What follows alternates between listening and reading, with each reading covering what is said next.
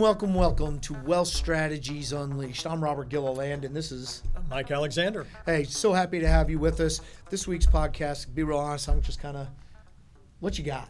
Just kind of spitballing it out there, huh? So a couple of things. I was visiting with somebody the other day, and they had a friend that they wanted me to talk to, and one of the things that they had mentioned is that this particular individual had really kind of encountered some difficulties, and without getting particularly specific, what are some things that people could do if they encounter a financial setback? So that's like losing a job. All of a sudden, the credit card bills come in, and you're like, "Holy smokes, how am I going to cover this?" Right. Or you have an adjustable rate mortgage, and the payments are now getting ridiculous. And so there's some things that maybe you've made some mistakes. You lose your job is probably the biggest one. Some controllable, some maybe that you have a little bit less control of, but at the end of the day, you still have to, you still wind up being responsible for what comes next. Yeah, I think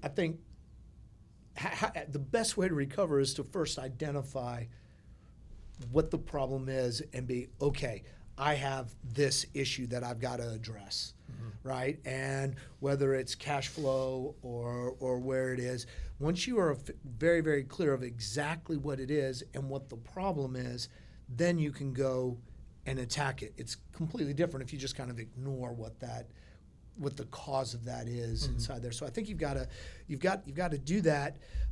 You got to identify what caused it, and if if it was market related, right? Or was it your spending? What sort of things do you if it's market related, the markets went down, well, then you were probably taking too much risk. You didn't have the proper cash flow situation set up. You hadn't really gone through, and the portfolio wasn't necessarily set up the right way. If it's internal and it's because you had a credit card and it made it easy to go to spend, you got to address that and stop the spending, the drawdowns on that, and get ready to attack the real problem. So what do you think the best way is to think about that? I mean, clearly you want to be able to assess the situation, and maybe you're not going to spend a great deal of time on figuring out, whether it was the market's fault or your own spending or your employer that laid you off or whatever the case may be. But what's the best way to really start over and then start again? So I'd really be interested in kind of your thought process on this, but I do think that you need to sit down and you need to identify exactly what the budget is. You need to determine what exactly the required expenses, not what's nice, what the required expenses are. Then I think you also need to go and look back over history and see what is reality, right? Well, I go out to eat every single Monday, and basically if the day ends in Y, I'm going out to eat. Well, that's a pretty easy one to realize, hey, look, I can cut back on what my expenses are there. If it's that I am going out and buying new clothes every Saturday, well, that's a pretty easy one to go through to address. You need to figure out what that budget is and what you're used to spending, right, and where that is, and look for those areas that you can cut out. And then put yourself on a really clear budget. Now, in the case of credit card debt, I firmly believe that there's a lot of different strategies that are inside there.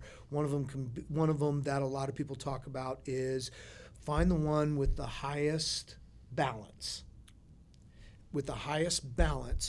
And pay the minimums on everything else, and everything extra goes into the one with the highest balance until that gets paid off. Right. Then the next highest balance, then the next highest balance. Personally, that's a good strategy. Having a strategy is a good place to start. But one of the things that I think about is that given the fact that interest rates have gone up so much in the last 18 to 24 months, I think it may be better to start off with the one that's the most expensive, the one with the highest interest rate. Right. Get that one paid down. Then take both those payments, take that payment plus the extra, the next one, and get that one, all the while not touching the other ones, right? Yeah, the power of compound interest works the other way too when it's working against you as well. That's right. And go through and get those paid off. a lot of times, and we've seen this a lot, where people have younger than 59 and a half and still working, or younger than 55 and especially and still working, and they found themselves in a bit of a pickle, and they go to take a loan from their 401k, or they go to do a withdrawal from an IRA account. And the cost in doing that can really be detrimental to the Right. You can end up costing yourself 2, 3, 4, 5 more years worth of working because you took that money out. It's no longer Right. working for you if you go to do something like that. So Especially when there's taxes and penalties associated with doing so, right? That's right. And I mean, I think that you've got to make that commitment of what we're going to go through and what you're going to change, how you're going to do it, stick to it, and then track it, right? Mm-hmm. Make sure you know, okay, so, and unfortunately, it ends up becoming a situation where every week you need to sit down and say, okay, what did I spend? Where am I? What am I doing to go to pay this off? What did you tell your? Yeah, so one of the things that we talked about is that, as it relates to credit card debt, for example, one of the things that you can do is that, a lot of people tend to use what I would call a dominant card that they use a lot. And they may do it because they get points back for Right. it, or they get some sort of rewards associated with it. So one of the things that we talked about is kind of looking at that year-end statement, if you will, that actually shows you how much money you spent and in what category. And so it's a really good place to kind of do a little bit of self-reflection to say, I spent this much, and of all the money that I spent this much on groceries, this much on gas, and I spent this much on, to your point, eating out and what we would call discretionary spending. So I think you nailed it when you started talking about things, your needs versus wants.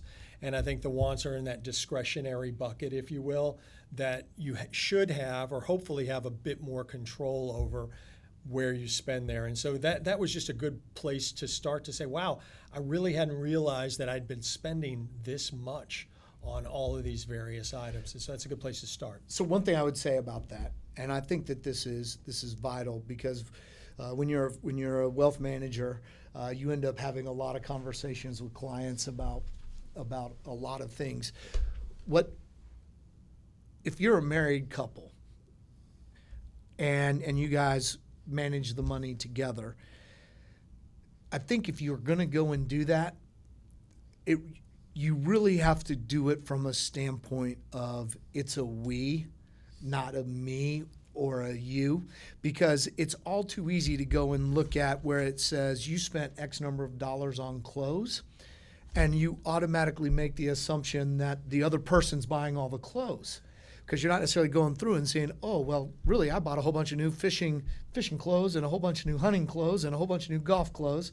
Right. And for work, I bought a whole bunch of this and that. Or the spouse says, well, you're doing this, you're spending too much over here. And you can't come across as looking to blame someone.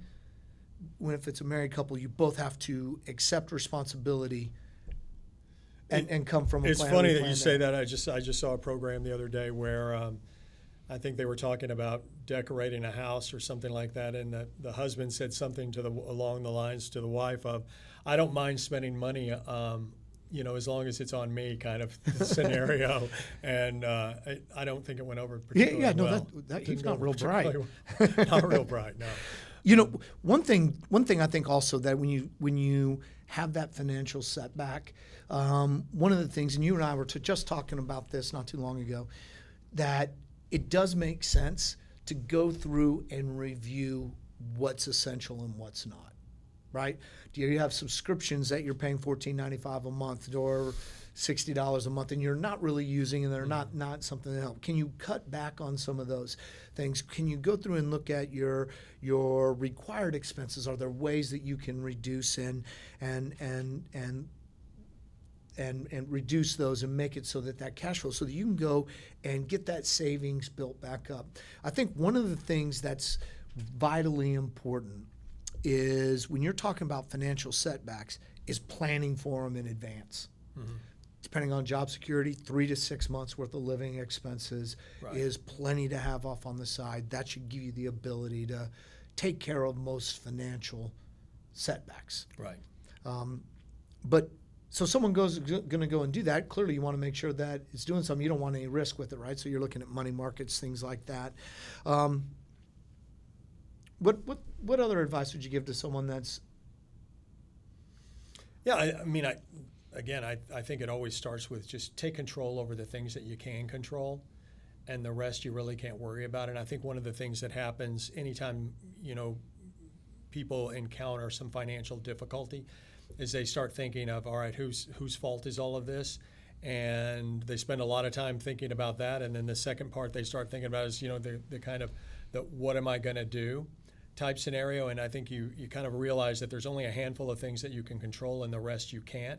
Focus on some of those things. So again, to the degree that you can focus on, developing that budget. By the way, it's also a good time to maybe step back and do a little bit of planning, and just think about, how can I correct this? I can't just go back to doing it the same way the same way that it got me Right. here.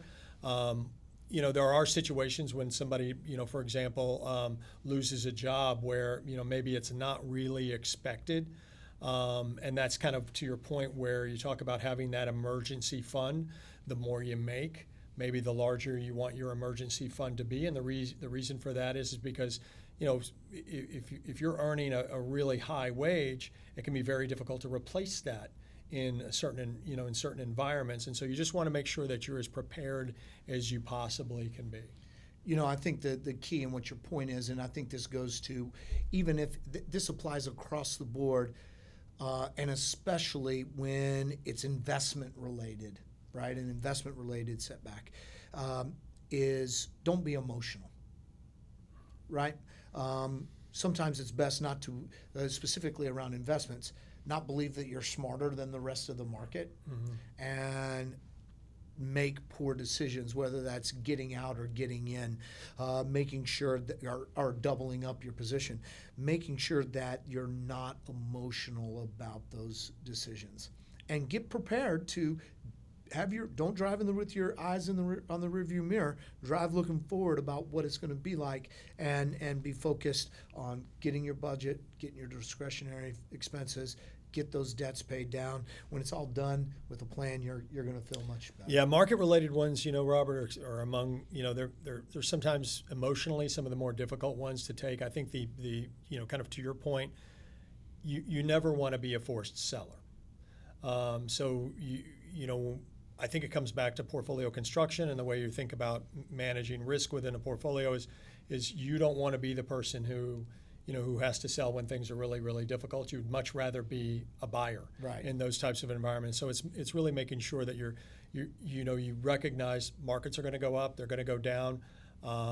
Historically, the trend has always been up, but along the way, there's some bumps that occur every once in a while. And it's not uncommon for everybody to get a few bumps and bruises along the way, but being prepared for them and being able to ride them out is really what turns out to be the best benefit. That's right.